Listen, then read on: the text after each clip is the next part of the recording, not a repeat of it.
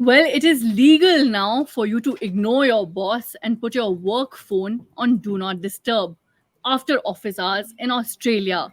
That's right, most Australian employees will have the right to refuse to monitor, read, or respond to work related contact from today, thanks to the new Right to Disconnect law in the Fair Work Act. But there's a catch to this. This can't be unreasonable to refuse your contact with your bosses. It may be, of course, required as per law. So the situation really will be needed to be seen very, very closely. But many believe the big driver, really, for introducing this law altogether is to protect the health and well being of workers in an increasingly hyper connected world today. Now, to decode all of this and what this means globally, I'm joined by senior economist Mitali Nikore, senior business economist Sanchita Mukherji, managing partner of Talk the Walk as well. Thanks very much for your time, both of you. First, is this very, very clear now for globally to really draw boundaries and balance altogether, Mitali? So I think, honestly, Sakshi, if you think about it from my perspective, I'm the founder of a youth-led think tank. Nearly 100% of my staff is Gen Z. And, when I'm working with a lot of these young people, when I'm working with a lot of young people from across the world, we now have people from the US, from the UK, Australia also. See, when you're working in a global team, there are often issues with respect to time zones. There are issues with respect to, okay, I'm going to be available at X time versus, somebody else who has to be available at Y time. And, you make those timings match. Apart from that, there's also the aspiration that people have for more and more work life balance. That is for sure. When I'm working with young people, when I compare to, say, our generation of millennials or the generation above us of the boomers, the aspiration of work life balance kept on increasing through the generations. And the Gen Z is definitely aspire for a very, very healthy work life balance. So I do appreciate the move that's been made by the Australian authorities, but at the same time, implementing it in practice does become difficult because A, time zones, B, you're in a completely global work environment today. It's not that you will only be working with Australian colleagues and with Australian employers, and how much an Australian law will apply to, say, a US based employer. These are things that need to be clarified. And thirdly, it's also about what is reasonable and what is not. How do we really define this point of, okay, it's okay to respond to a text saying, I've received this text, here's a quick clarification, and tomorrow I'll come back to you with the details of this particular task. But to completely not respond, even as an employer, I feel kind of scared. Okay, is my team not going to tell me if I'm asking for a quick, just a response? I'm not asking for them to do something. So I think this is really something where a tightrope needs to be walked between small entrepreneurs, corporates, and workers to find out what is reasonable. Right. What is reasonable and what is not, Sanchita? The lines are really blurred there. Your first thoughts, and is it really time to globally restoring that boundary and that balance for employees? Yes, I would really applaud this. It's just as Mitali said, yes, I do understand the challenges, but I'm happy that this is being spoken about. These are the things which are the right conversations to have in today's date. If I were to extrapolate this to the India context, a couple of months back, a huge controversy had erupted over the 70-hour workday issue, which was commented upon in Mr. Narayan Murthy's speech. Now, and it was, of course, totally blown out of context, but it's a raging debate.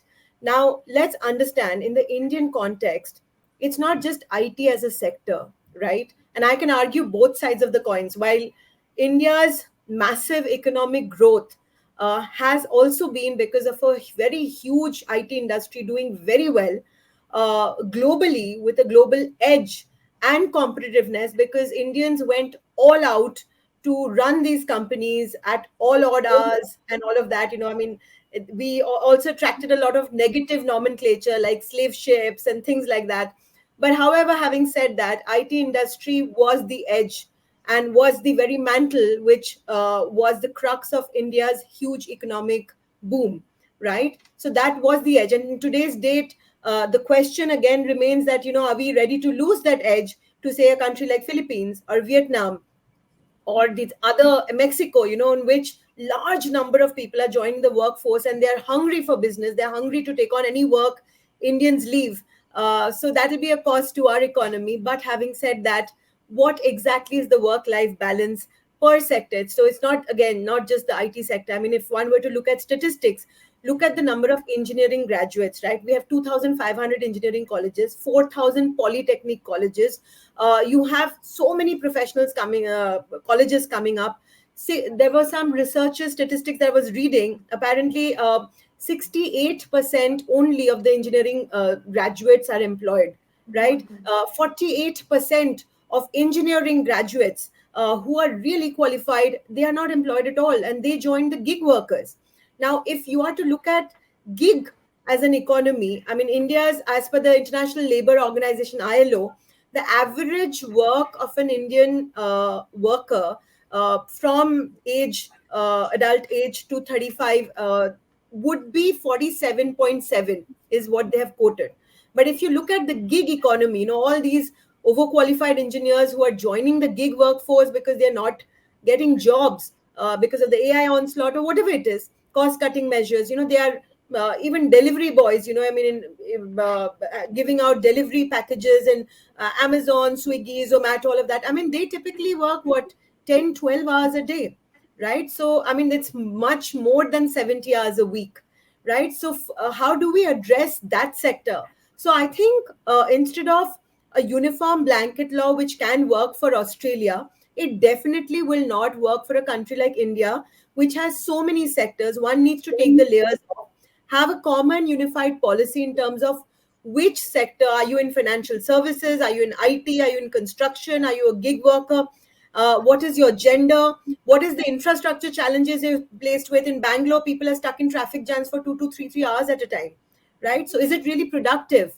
I mean, how are we addressing that? So I think a lot more deep dive needs to come in per sector, per gender, per city, per profile, and then have a quantum law which states that, okay, this is the right to disconnect, this is the work life balance, and have a uniform policy. You cannot have a blanket policy like they have in Australia. Here in India, it won't work. All right, Mitali, do you agree? A blanket policy won't work if India has to look at this or approach this work life balance concept altogether for employee well being. It has to be looked at, as sector wise, as she was just explaining, or city wise. Do you agree? Also, the very fact that, yes, what is reasonable contact and what is unreasonable contact, right? Many employees, of course, saying the right to ignore your boss, and this law coming into place, and similar laws already in place in France, Germany, and other EU nations, are now sort of, like she said, this debate is raging on. It is, of course, now the need of the hour to debate this. But where do you think and how do you think India can begin implementing this altogether? Absolutely. And, I totally agree that it is impossible to implement a blanket law in a country like India. It's just not possible.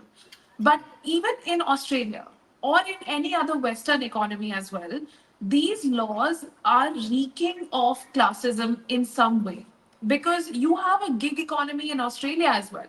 You have a gig economy in the US as well. You have a gig economy in the UK as well. It's not like you don't have delivery apps. It's not like you don't have taxi ride hailing apps. It's not like you don't have, knowledge workers who are, freelancing. So a lot of these kind of labor welfare laws in general, when we look at it globally, these apply only to full-time workers. These typically apply to an employee, that my employee should have this right.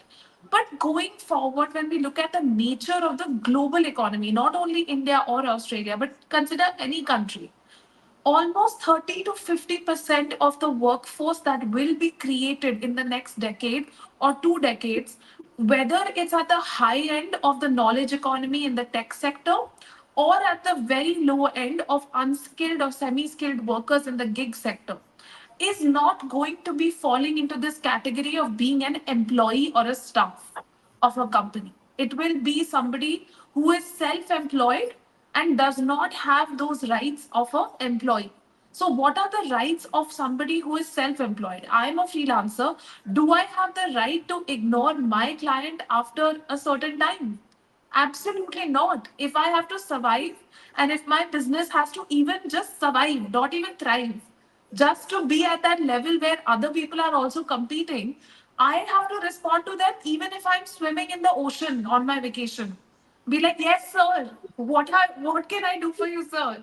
So, at the end of the day, and it is typically a sir. So my point is that for entrepreneurs, startup founders, for differentiating your business, for differentiating your service delivery, and as Sanjita rightly said, I remember how my father used to come home, or rather not come home for days on end, because in the IT industry, that is the work culture that was, perpetuating.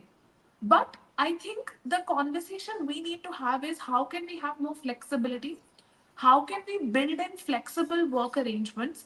A 4-day work week is also a conversation which is very important, because if we can get the same amount of work done in 4 days as someone is taking 5 days to do, why should I not be paid the same? If I'm more efficient and another person is less efficient, they need 5 days to do the tasks I can do in four. Give me the 4 days work week, right? And also, I think the last part I want to make is around the gendered dimensions of how these kind of conversations are taking place. Not only about this particular law or the 4-day work week, but about what work really means for men and women. Because for women, work does not just mean paid work. Work means paid work in your workplace, wherever that workplace may be, however formal or however casual it may be working on an agricultural field, right? But then there is a second shift, and that second shift is not paid. That is unpaid care work, which women are doing across the world. When we look at countries like Australia, the gaps are not less. Women in Australia are doing about 4 to 4.5 times the amount of unpaid care work as Australian men. In India, of course, that gap goes up to almost 8.5 times, as per the research that Nikore Associates has done. So, when we look at these kind of gaps where women are literally doing two jobs and only one of those jobs is paid, at what point do you say her work is going to be disconnecting? Does she have the right to disconnect from unpaid care work? Of course, she does not, right? Even when Narayan Murthy and even Ola's founder, I think he agreed with this. They said, yeah, we need to have long working hours. And Karnataka, in fact, is mulling a law which allows employers to make their employees work for 7 days. So we're talking about a completely opposite side there. There again, the gender considerations are not taken into account, that women have to do the unpaid care work. So I think we really have to think about flexibility.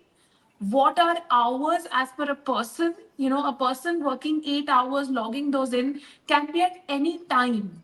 Maybe they prefer to work at night. But having the right to disconnect, of course, good, but very reasonably.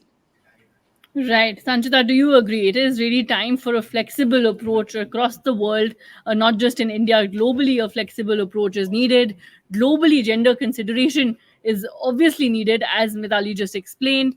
So, do you think it's really time for a refresh, reboot approach altogether to work-life balance, and for employees to really just really have that right to ignore and disconnect? Many times we see employees feeling guilty almost, even if it's their weekly off, right? And like she mentioned, it's no easier on the other side of the fence when someone's an employer. They don't know if they should be able to reach out to their employees. And so, what circumstance really should define this altogether? Yes, absolutely. In fact, I got very excited when Mitali was speaking and I raised my hand because I just want to add on to what she was saying. The very crux of the matter, let's call a spade. Let's talk money. I really love the point that she brought about unpaid labor, right? I mean, right to disconnect is another ball game altogether. It's a level of humongous inequality when it comes to the money, right? I mean, again, I'll take the example of an engineering graduate. Average salary in India per annum as per 2021 is 2024 is actually 3 lakhs per annum of an engineering graduate. You have inflation at a 4 to 5%, a consumer inflation, right? 5%. So, what is the take home end of the day? It's barely anything. Post which, if you're working 70 hours a week,